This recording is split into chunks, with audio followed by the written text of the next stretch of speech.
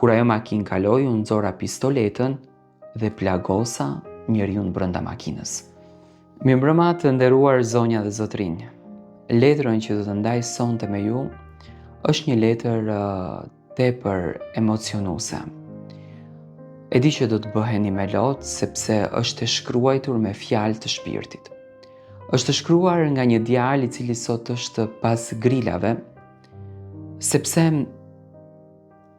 plagosi një djalin tjetër i cili e ngacmonte, i cili e shkatëronte shpirtërisht femrën që ai e ndjente, femrën që ai e donte.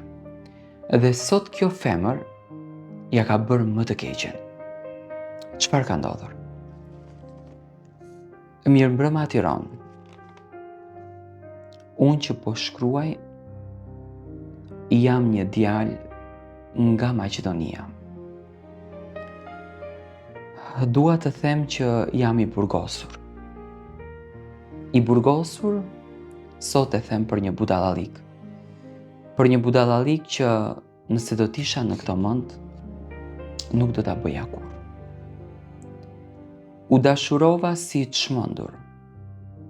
Ka qenë pikërisht mosha 35, kur unë ja besova zemrës time një vajzë e cila në pamje të parë të jepte bindjen që është ëngjulli në tokë.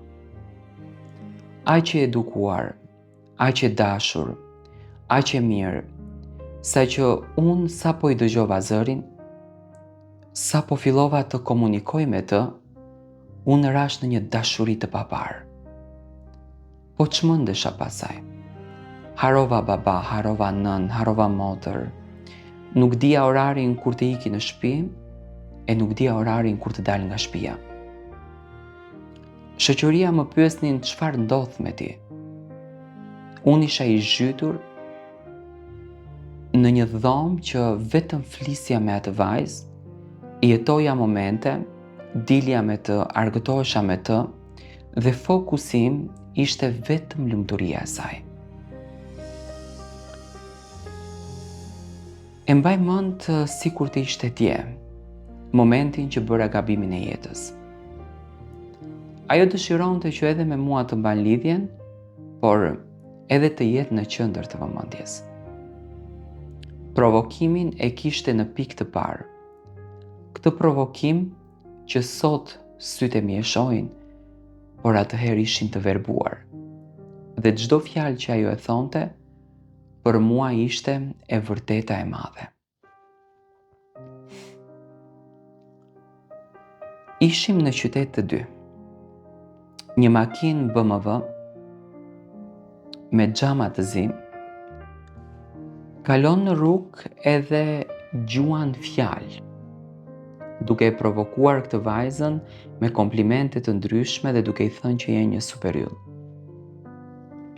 Unë nuk reagova në fillim sepse mendoja që mund të jenë djem të rrugës dhe nuk e kuptojnë që unë edhe vajza në fjalë jemi në lidhje.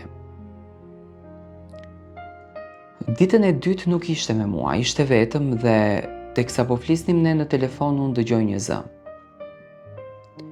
Dhe intuita ime ma bëri direkte mos ishin ato që ishin dje, ndërsa e më tha po. Okej. Të tretën e makinë kishte filluar që ta përndjekën më. Dhe unë fillova që të shqetësohem, sepse ajo në telefon më shpreu një mërzitje të jashtëzakonshme. Më shpreu një frikë dhe e kuptova që ndjeshte e vetme. Ditën e katërt, unë dola bashkë me të në qytet. Kur ajo makinë kaloi, unë nxora pistoletën dhe plagosa njeriun brenda makinës. E dashura ime filloi duke u lëritur çfarë bëre, ndërsa qytetarët e panë. Edhe po të doja të ikim, nuk kisha më se ku të ikim. Policia më bëriti në vendngjarje si kur më parë. Mua më arrestuan, më dërguan në stacionin policor, ndërsa djalin të cilin e kisha plagosur e dërguan në urgjencë në spitalin më të afërt. Për mua ishte krenaria më e madhe dhe e kam thënë në polici që unë jam krenar sepse shpëtova të dashurën time. Ajo u shqetësua jashtëzakonisht shumë. U mërzit. Fatkeqësisht, e keqja filloi të vjen edhe më shumë. Djalin të cilin e plagosa mbeti në karrocë. Edhe dënimi për mua do të bëhej edhe më i keq. Fillimisht u dënova me 5 vite. Më pas edhe 5 vite mi shtuan për thyerje të rregullave, u bëra 10 vite të plota. Me besimin që vajza për të cilën unë humba rinin time, do të më priste jashtë, do të gëzonte jashtë me mua dhe do të jetonim jetën bashkë.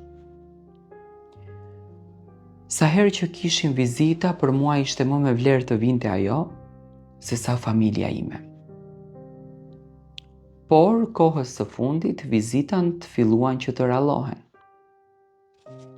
Ishte shumë pak pranë meje, po thuaj se nuk vinte fare. Dhe unë fillova që të shqetësohem, dhe vendosa që t'i them një shoku tim që ta përndiqte, edhe pse e di që po bëja gabimin më të madh. Shoku im zbuloi një diçka që unë as nuk dua ta imagjinoj, e jo më ta them. Ai më tregoi se vajza për të cilën unë kisha humbur rinin, kishte filluar një njohje të re. Mua shpirti nuk më mbajti. I telefonoja nuk më hapte dhe i lash mesazhin e më thëriti menjëherë. U grindëm në telefon dhe aty më tha që unë nuk mund të pres ty një jetë. Unë nuk jam fajtore për gabimet e tua. Unë jam në një lidhje dashurie. Dhe unë jam duke u çmendur. Shkatërova pasurinë e babait për të paguajtur advokat e gjyqtar që burgu im të bëhet më i shkurtër. Shkatërova jetën time, shkatërova gjithçka dhe më në fund njeriu për të cilin unë e hudha veten time më la në rrugë e më la të vetëm. Tani jam në frikën më të madhe. Se çfarë do të ndodh me mua kur familja ime do ta kupton këtë të vërtetë? A do të ma falën vallë? Apo thjesht unë duhet të largohem prej tyre, të punoj si i çmendur e t'ju kthej borxhin atyre? Më ka lënduar pafund. Më ka zhgënjyer pafund. Nuk e kam besuar kur. Por unë kam një mesazh për të. Mbaje mend që një ditë do ta paguash të gjithë këtë tradhti të madhe që më ke bërë. Dhe Zoti shef, ai vendos për gjithçka.